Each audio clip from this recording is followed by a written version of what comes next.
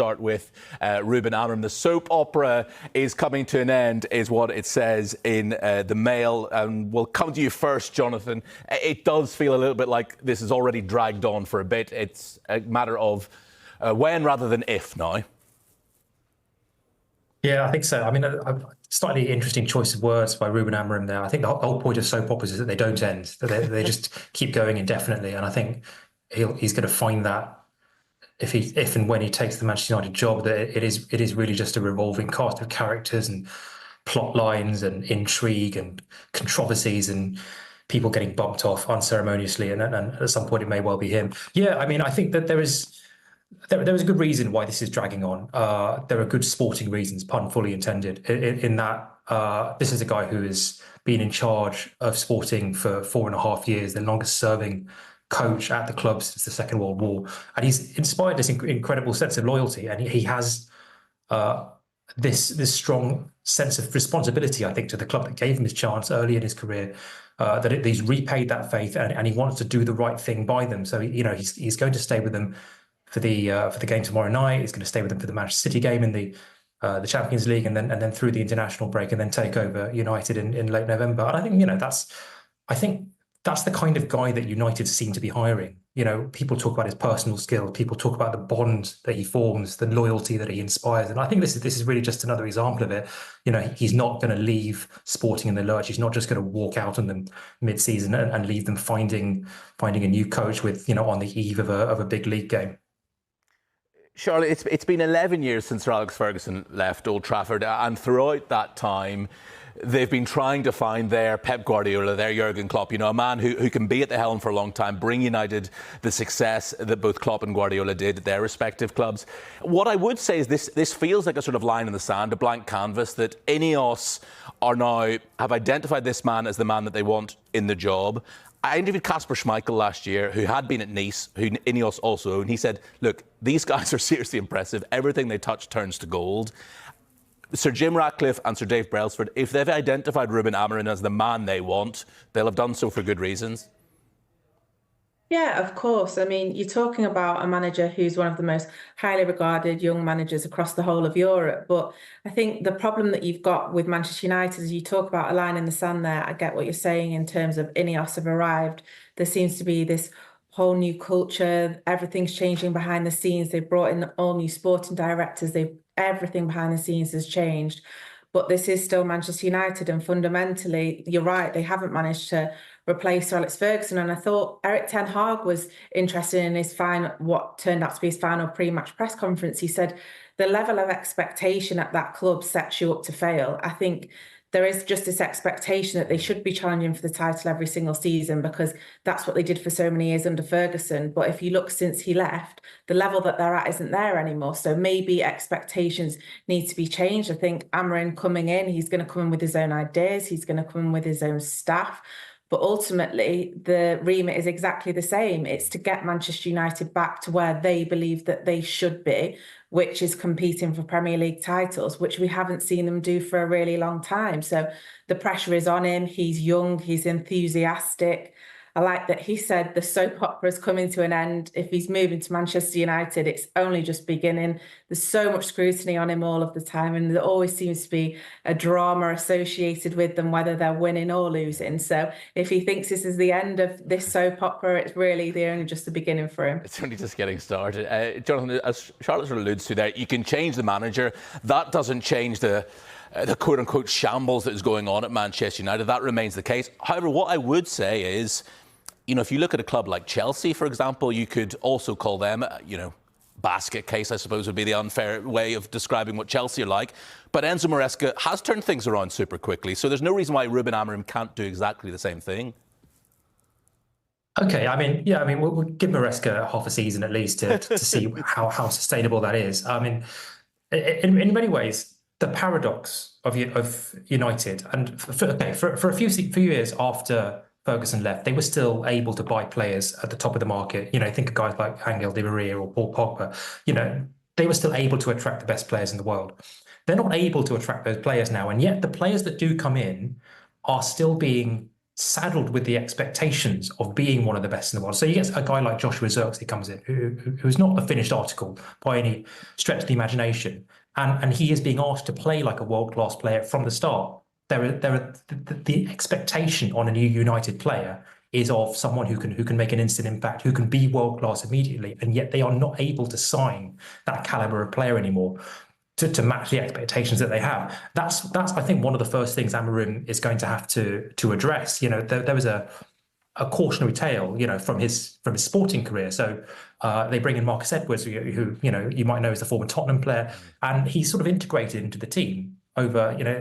Amorim identifies him as a kind of introvert. He's someone who needs a bit of guidance. He needs a bit of help. He integrates him into the team, gives him substitute appearances over the course of about 6 to 9 months. And by the end of that period, he's becoming a Champions League goal scorer, and he is the player, with his potential unlocked. Now, at United, does a new signing, and a January signing as well, get that sort of time to integrate? Or are they being crushed almost immediately under the need to, something like Ugarte, who's played, I think, 8 games, and people have said, well, he's got it, he hasn't got it. People are writing him off, people are writing off Zirkzee. That's, I think, the biggest problem that any United manager has to solve, how to deal with that tyranny of expectation when you are no longer attracting the caliber of player worthy of those sorts of expectations. Yeah, Ugarte, a player who played under Amorim as well, of course, at Sporting. Charlotte, the Eye reports on this, and a number of other papers pick up on it as well. This long delay that Manchester United are going to have before he's actually in the dugout. It could be November the 24th against Ipswich before he's actually finally there in person. It's a bit of a strange situation, really. Yeah, I think they've tried to do Amorim wants to do his best by Sporting, and as part of the agreement between the two clubs, they've said that he can stay for the next 3 games. They've got a game tomorrow night, they've got a game against Manchester City next Tuesday in the Champions League, and then he'll take charge of his final league game just before the international break, and then we expect him to fly over to Manchester and begin his preparations for his first game, to be that game against Ipswich. So that means Ruud van Nistelrooy is interim head coach at Manchester United for the next 3 games. Was at his press conference today, and he was saying he's motivated to do well, and he also wants to stay at the club beyond his interim spell. He was obviously brought in the summer as an assistant manager. He was given a 2-year contract, so he's still got a 1.5 years left on that. And he said, as far as he's concerned, he wants to stay. But we know as part of these negotiations that Manchester United have been having with Sporting, they've been trying to agree a fee so that Amorim can bring his coaches with him. So he'll no doubt be bringing an assistant manager with him, a goalkeeping coach, maybe a couple of analysts. That's all been part of the agreements that Manchester United and Sporting have been trying to reach over the last couple of days, which is why it's maybe taken longer than some people expected. So what Ruud van Nistelrooy's future is going to look like at Manchester United beyond the international break, nobody knows just now. But at the minute, he's the man that's trying to steady the ship at Manchester United, and they've got Chelsea at Old Trafford on Sunday, which is a massive game for them. Let's take a look, shall we, at the odds for Manchester United against Chelsea this weekend. Chelsea come into the game, of course, taking quite a few by surprise with the way they've started this season. They come in at 3. You can't separate it. You can't separate it, who they think is going to be the winner going into this draw thing. Can we separate it? Let's take a look at everyone's predictions going into this tie. We certainly can. Wow. Oh, this is El Clasico all over again. Where's Louise? Almost guarantees a Manchester United win. I thought we hated Chelsea, but it seems that we... No, you hate Chelsea. As a former Chelsea player. Man United, even more. They had this big win against Leicester in the Carabao Cup yesterday, but Leicester made, 8 or 9 changes. Yeah. It's still difficult to see how United are going to conjure up a decent performance. I suppose the first 45 minutes at West Ham last week, finishing aside, was better. But boy, West Ham were atrocious in the first half. Absolutely atrocious. And it's just hard to see this side putting 90 minutes together. And, you talked about Chelsea there, how they've been a bit of a surprise. They lost to Newcastle in the Cup, but made changes. But going forward, they've looked really good. Overworking on the training ground. They'd have a defeat or a bad performance, and he'd make them work hard on training ground. He'd make them run, and that was just draining the energy of the players mentally and physically. So I think they're going to get a lift from him not being there. Sad as it is, managers get sacked because the players just switch off, and they switch off because they don't have any warmth for him. It's one of those things. A lot of the players will be happy he's gone because it gives them a bit more freedom.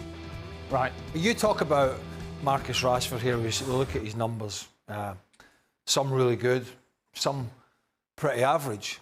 And I get it. You don't get on with every manager. We've all been there, and some of it has been petty, like the David De Gea stuff to Ten Hag. I know he's gone. Yes. But there's no need for all that. There just is not. But Marcus Rashford, and he's not alone here, but because we put the graphic up, we'll talk about him. He needs to get his head screwed on. He does, right? Whether it's a new manager coming in that loves him and puts an arm around him or whatever, doesn't matter. He needs to sort it out for himself. He's one of many, right? He's one of many, but he's a senior player. He's a full international player. When he's on his game, he was in the first 11 in the England team, and he needs to ask himself a question: what kind of Marcus Rashford do I want to be? The one that sort of saunters around and looks as if he doesn't give a toss, or the one that scares defences and scores goals and just drives it full-backs, works hard? Because we haven't seen that enough. And he's I'm not saying he's a team leader, but he's one of the most experienced players in there. And I think him, along with many, many others, a lot of them are not good enough to be at the football club. He is. Mm-hmm. But it's up there with Marcus Rashford. And you can't keep saying, well, I didn't get on with that manager and I didn't get on with that manager. Sometimes you've got to go out. Guess what? You've got to do it for yourself and your family and your career. And he's a classic case to me of somebody who, an absolute classic, got his new contract after that big season he had a couple of years ago and licked the stamp on the postcard and mailed it in. Right. That's what it looks like to me. I have to say, I love Marcus Rashford. I think he's an incredibly talented footballer, and I look at Manchester United's setup, particularly with Ruud van Nistelrooy as a part of it. And while Craig's right, you consider Marcus Rashford one of the more senior, certainly one of the more experienced players within that dressing room. I just feel that he needs that kind of person to call on, that he can speak with, because I just feel he's not far off being the Rashford that we saw post-2022. But kind of give him a lot of the dysfunction behind the scenes and on the sidelines at Manchester United, you wonder if that played a part. You really are giving people a lot of leeway. But in the last at the same time, days. we're only a few weeks away from Marcus Rashford having the best 45 minutes we've seen from him for 18 months, and Ten Hag taking him off at halftime. Now, as a young player trying to get back into he's 27. As a 27-year-old player as any player trying to get back into any kind of form, you don't need that. And you don't need that from the sidelines. So, all that being said, I just feel, while, yes, absolutely there is a lot of deadwood, a lot of players can be better, what's been happening behind the scenes and managerially with Manchester United has not helped. The reason I say that is because you can really... The other ones, you can question whether Højlund's going to be good enough. At the moment, the answer would be for Man United, no. Zirkzee, forget it. Antony, forget it. Garnacho stood up. But the reason I say about Rashford is because he is good enough. He is good enough to produce more. The others, you can sort of forget about them, most of them. I mean, young Højlund, I don't want to be too harsh. He's a squad player. Mm-hmm. He's a worker, he's a grafter. Maybe he'll learn, maybe he'll come on a little bit more. But for those that are already there, that are ready-made to go and play, that's why I'm harsher on him. I'm not so harsh on Antony because he's nothing more. He's a clown. He's a flash in the pan.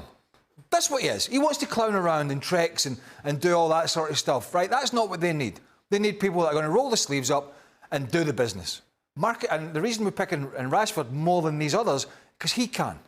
He can, but whether it's the reasons that Shaq said and has mentioned, or whether I suspect there is more to it than that, and in his head, it's almost like he wants people to feel sorry for him. Don't. Just get out there and do what you're good at. I'm calling it. That's it. Enough of Manchester United. Jonathan, Charlotte leads me beautifully on to the question I was going to ask you, actually, because Ruud van Nistelrooy seems fairly certain he is going to be part of Ruben Amorim's backroom team. But, you know, football nowadays, it's not just a manager you're signing. He brings his whole entourage with him as well. Are you as confident as Van Nistelrooy seems to be that he'll still be at Old Trafford in 3 weeks' time? Well, I guess he would know better than I would. The case that when a manager is sacked, their whole staff generally go with him. It's a slightly different case because he hasn't obviously been in the setup for that long, and in many ways he's not as tarnished with the same brush as Ten Hag. And then there is also that club connection there. You know, there is. I think a certain sense of unfinished business there on his part. There is well documented a lot of regret on Van Nistelrooy's side at how things ended with Alex Ferguson at Manchester United in the mid-2000s. I think he later, personally called Ferguson to apologise for his behaviour towards the end of his spell at the club. And I do think there is a kind of emotional pull there. He wants to hang around and stay and see how this new project works out, and he wants to be part of this new era at United for, I think, more than professional reasons. So I think all that's going to be taken into account. I don't know whether Amorim, where Amorim sees him in his plans, but I think it would be not the worst idea to have someone on the staff with some connection to the existing staff and also some cultural and historical connection to the club as it used to be. Yeah, exactly. And Charlotte, if it is just an interim spell, he's off to a decent start. He scored more goals in the first 39 minutes last night than Erik ten Hag did in his last 5 Premier League games. And it seemed like a weight had been lifted last night with Manchester United. And you were at that press conference, as you said, today. Is he impressive, Ruud van Nistelrooy? Does he carry himself impressively? Can you see him perhaps having designs on that job, the top job, if not now, then 2 or 3 years down the line? Yeah, I think maybe now is too soon to be talking about Ruben van Nistelrooy being Manchester United's permanent manager. We obviously know he's not going to be the next permanent manager, but he's been a manager before, hasn't he? He was manager at PSV. He won a trophy there.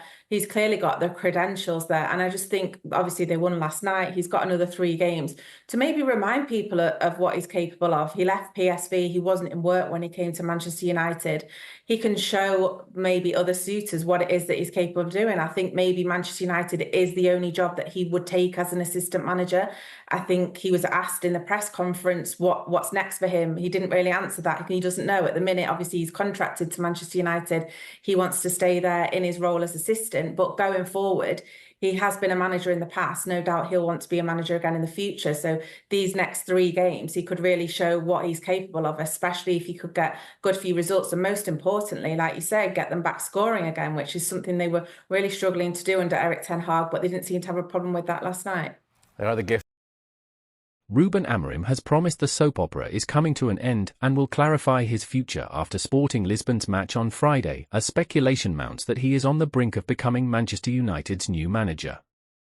United sacked Erik ten Hag on Monday after a 2-1 defeat by West Ham left them languishing 14th in the Premier League with just 3 wins from 9 matches. Amorim quickly emerged as the club's top target, and Sporting issued a statement to the Lisbon Stock Exchange confirming United were willing to meet his release clause of €10 million, 11 million.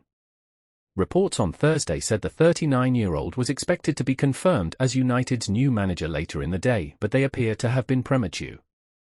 Amorim was peppered with questions about his prospective switch at his press conference ahead of Friday's home league game against Estrela, but he remained tight-lipped.